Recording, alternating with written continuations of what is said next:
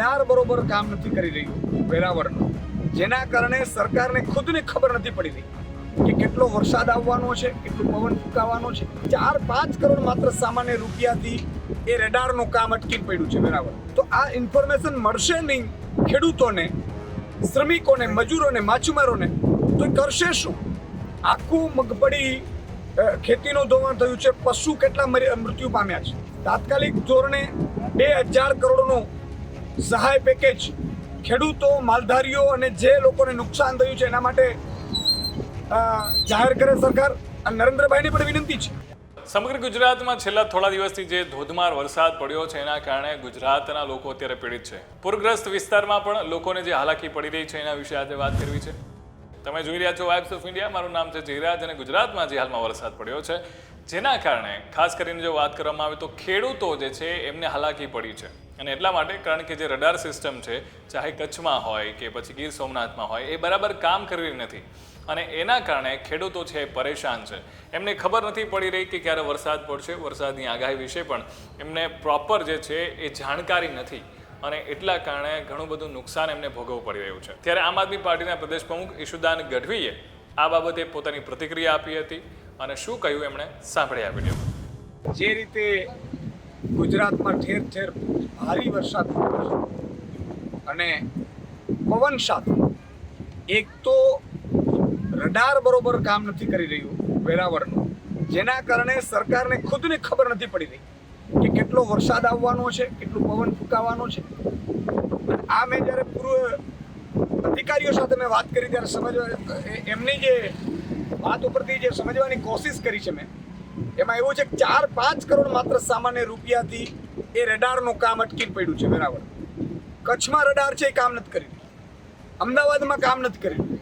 તો આ ઇન્ફોર્મેશન મળશે નહીં ખેડૂતોને, શ્રમિકોને, મજૂરોને, માછીમારોને, તો એ કરશે શું? આ વખતે તમે જુઓ એટલી બધી તબાહી મચાઈ ગઈ છે આખા ગુજરાતમાં.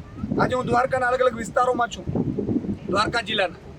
અહીંયા કેટલા થાંભલા કઈ રીતે લટકી રહ્યા છે તમે જુઓ. આ થાંભલો મારી પાછળ છે, આખું થાંભલો પડી ગયો છે. હજી સુધી કોઈ તંત્ર પહોંચ્યું નથી. કેટલી જમીનો ધોવાણ થયું છે, કેટલા પશુઓ મૃત્યુ પામ્યા છે.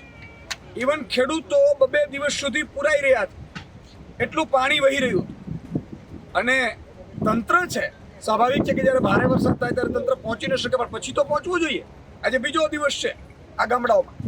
હજી સુધી જે તંત્રએ જે કામગીરી કરવી જોઈએ એ નથી કરી. મારે મુખ્યમંત્રીશ્રીને વિનંતી કરું છું, તમે હવાઈ નિરીક્ષણ કરો છો, હવાઈ નિરીક્ષણ કરીને અધિકારીઓ તરફ છૂટા કરી દો.